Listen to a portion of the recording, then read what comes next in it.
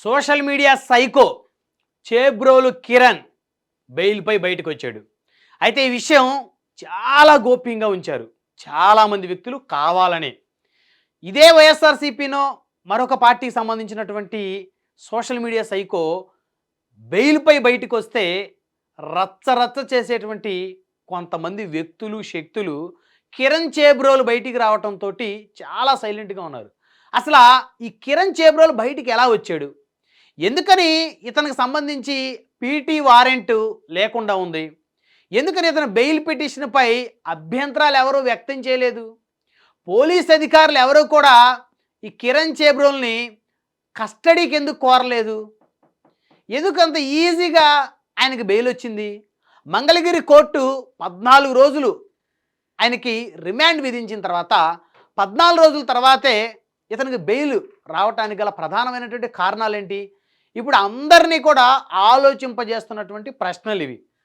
అయితే ఇప్పటివరకు కూటమి ప్రభుత్వం వచ్చిన తర్వాత సోషల్ మీడియా సైకోలుగా పేరుగాంచినటువంటి చాలామందిని అరెస్ట్ చేశారు.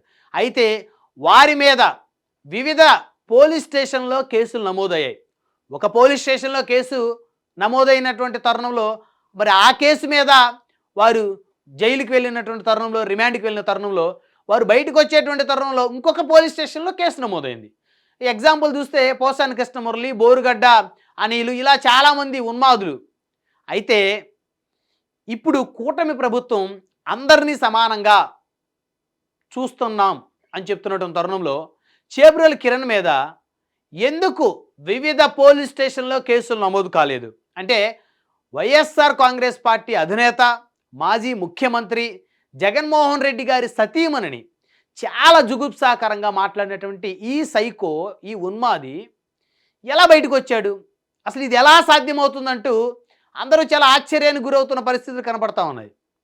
అయితే జగన్మోహన్ రెడ్డి గారి కుమార్తెల్ని, వారి పుట్టుకల గురించి, వారి హైట్ల గురించి చాలా దుర్మార్గంగా మాట్లాడినటువంటి ఈ సైకో భారతి గారిని అత్యంత జుగుప్సాకరంగా ఆవిడ క్యారెక్టర్ని మరి దిగజార్చి మాట్లాడినటువంటి ఈ సోషల్ మీడియా సైకో చాలా హ్యాపీగా ఇప్పుడు బెయిల్ మీద తిరుగుతూ ఉన్నాడు. కేవలం 14 రోజులు మాత్రమే ఇతను రిమాండ్కి వెళ్ళాడు. అయితే ఇతని మీద వైఎస్ఆర్ కాంగ్రెస్ పార్టీ కార్యకర్తలు వివిధ పోలీస్ స్టేషన్లలో కేసులు నమోదు చేయాలనుకున్నప్పటికీ కూడా మరి ఏ పోలీస్ స్టేషన్లో కేసులు తీసుకునే పరిస్థితి లేదంట. అదే ఒక వైసీపీకి సంబంధించినటువంటి వ్యక్తులు కనుక అటు టీడీపీ అధినేతను కానీ వారి కుమార్తెలను కానీ, అదేవిధంగా జనసేన అధినేతను కానీ వారి కుమార్తెలని, వారికి సంబంధించిన వ్యక్తుల్ని, అదేవిధంగా బీజేపీకి సంబంధించిన వారిని కనుక ఎవరైనా మాట్లాడితే ఖచ్చితంగా చాలా వరకు వారి మీద కేసులు నమోదవుతూ ఉన్నాయి. అది నమోదు అవ్వాలి కూడా. ఎందుకంటే సోషల్ మీడియా సైకోలని కనుక నిలువరించినప్పుడే సమాజం బాగుపడుతుంది. మరి అదే పద్ధతిని, అదే ప్రక్రియని తెలుగుదేశం పార్టీకి చెందినటువంటి వ్యక్తులు ఎవరైనా మాట్లాడినప్పటికీ కూడా ఖచ్చితంగా వారి మీద కూడా ఆ విధమైనటువంటి మరి చట్టాన్ని ప్రయోగించాల్సినటువంటి అవసరం ఖచ్చితంగా ఉంది.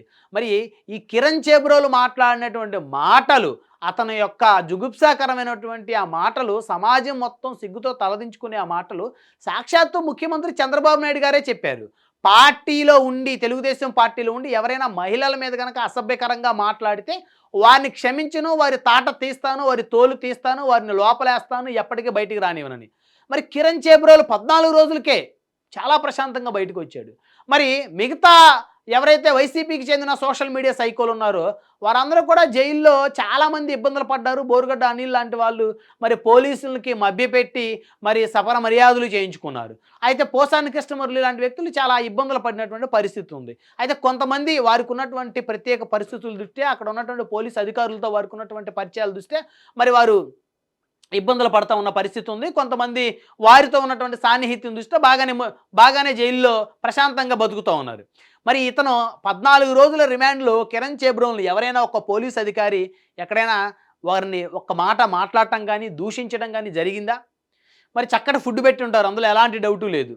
చాలా ప్రశాంతంగా చూసుకొని ఉంటారు. మరి సమ్మర్లో ఆయనకు అన్ని ఫెసిలిటీస్ కల్పించి ఉంటారు. ఎందుకంటే వారి ప్రభుత్వ అధికారంలో ఉంది కాబట్టి. అంటే ఇక్కడ ప్రభుత్వాల మీద ప్రజలకు నమ్మకం ఉండాల్సినటువంటి అవసరం ఉంది. జనసేన అధినేత, టీడీపీ అధినేత కలిసి రాష్ట్రాన్ని ముందుకు తీసుకెళ్తున్నటువంటి క్రమంలో మరి వారి సిద్ధాంతాలకు విరుద్ధంగా మరి ఇలాంటి సోషల్ మీడియా సైకోలు ఎందుకు మాట్లాడుతూ ఉన్నారు? మాట్లాడినప్పటికీ కూడా వారు ఎందుకు వెంటనే బయటకు వచ్చేటువంటి పరిస్థితులు ఉన్నాయి? అంటే ఇంకా కిరణ్ చేబ్రోలు ఈ 5 సంవత్సరాలు తెలుగుదేశం పార్టీ ప్రభుత్వంలో ఖచ్చితంగా ఆయనకి ఎలాంటి ఇబ్బంది ఉండదు. మళ్ళీ ఆయన జైలుకి రిమాండ్కి వెళ్ళే పరిస్థితి ఉండదు. ఆయన మీద ఎవరైనా వైసీపీ కార్యకర్తలు మనోభావాలు దెబ్బతిన్నాయని చెప్పేసి కేసు పెట్టినా ఏ పోలీస్ స్టేషన్లో ఎఫ్ఐఆర్ నమోదు చేసే అవకాశం ఖచ్చితంగా ఉండదు. అంటే వైఎస్ఆర్ ప్రభుత్వం ఏం చేసిందో ఇప్పుడు కూటమి ప్రభుత్వం కూడా అలానే చేస్తుందని అనుకోవాలా? వైఎస్ఆర్ కాంగ్రెస్ పార్టీ ఆ రోజు ఏదైతే వాళ్ళ పార్టీ సోషల్ మీడియా సైకోలుగా ఉన్నటువంటి శ్రీరెడ్డి, బోరుగడ్డ అనిలు, అదేవిధంగా పోసాని కృష్ణమురళి, అదేవిధంగా వల్లభనేని వంశీ ఇలాంటి వాళ్ళందరినీ కూడా ఎంకరేజ్ చేసి మరి వారి మీద ఎవరు కూడా కేసులు పెట్టకుండా చూసిన పరిస్థితి. అంటే ఇప్పుడు సేమ్ అదే విధానం కనుక కూటమి ప్రభుత్వంలో కనుక కొనసాగితే వారి అనునాయాలకి, వారికి సంబంధించిన వ్యక్తులకి, ప్రత్యేకంగా చెప్పాలంటే వారి సామాజిక వర్గానికి చెందిన వ్యక్తులకి వారి తప్పు చేసినప్పటికీ కూడా వారిని రక్షించేటువంటి ప్రయత్నం కనుక చేస్తే ఈ ప్రభుత్వానికి చెడ్డ పేరు రావటం అయితే ఖాయం అనేటువంటి అభిప్రాయం అయితే ఇటు రాజకీయ విశ్లేషకుల్లో వ్యక్తమవుతుంది. అయితే ఒక ప్రజల్లో ఒక రకమైనటువంటి భావన ఏర్పడతా ఉంది. తెలుగుదేశం పార్టీ ప్రత్యేకించి చంద్రబాబు నాయుడు గారి సామాజిక వర్గానికి చెందినటువంటి వ్యక్తులు ఎవరైతే ఉన్నారో ఆ పార్టీలో వారేదైనా తప్పులు చేసినప్పటికీ ఈజీగా బయటపడుతున్నారనేటువంటి ఒక అభిప్రాయం కనుక ప్రజల్లో కనుక వెళ్ళేటువంటి పరిస్థితులు కనుక ఉంటే తెలుగుదేశం పార్టీకి ఖచ్చితంగా భవిష్యత్తులో ఒక గడ్డు పరిస్థితిని ఎదుర్కొనేటువంటి అవకాశం ఉంది.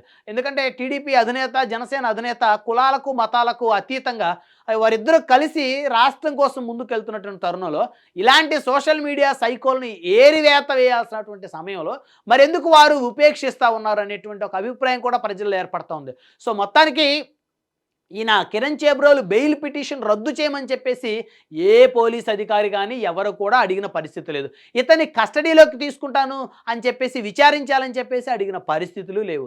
ఇతనికి బెయిల్ ఎందుకు ఇస్తా ఉన్నారు? బెయిల్ పిటిషన్ రద్దు చేయమని చెప్పేసి వేసిన పిటిషన్లు లేవు. అంటే ఆ రోజు ఆయన మాట్లాడినటువంటి వీడియో ఏదైతే వైరల్ అయిందో ఆ వైరల్ అయిన తర్వాత ఇది ప్రభుత్వానికి ఒక మచ్చగా మారుతుంది కాబట్టి ఆయన్ని ఏదో తీసుకొని వెళ్ళి ఒక కంటి తుడుపు చర్యగా లోపల పెట్టారు ఒక 14 రోజులు. 14 రోజుల తర్వాత చాలా ప్రశాంతంగా, చాలా స్వేచ్ఛగా కిరణ్ చేబ్రోలు బెయిల్ తీసుకొని బయటకు వచ్చాడు. ఆయన బెయిల్ తీసుకొని బయటకు వచ్చిన తర్వాత చాలామంది చాలా మౌనంగా ఉన్న పరిస్థితులు ఉన్నాయి. ఆయన బెయిల్ మీద బయటకు వచ్చిన తర్వాత కనీసం బయటకు వచ్చాడనేటువంటి అంశం చాలా ప్రత్యేకంగా తెలుసుకుంటే తప్ప ప్రజలకు కూడా తెలిసినటువంటి పరిస్థితి లేదు. నిజంగా ఇలాంటి వ్యక్తులు, ఇలాంటి చీడపురుగుల వల్ల కూటమి ప్రభుత్వానికి మాయన మచ్చ ఏర్పడుతుందనేటువంటి అంశాన్ని ఆ పార్టీలో కానీ లేకపోతే ప్రభుత్వాన్ని పరిపాలించేటువంటి ఆ వ్యక్తులు ఎవరైతే ఉన్నారో వారందరూ కూడా తెలుసుకోవాల్సినటువంటి అవసరం అయితే ఖచ్చితంగా ఉంది.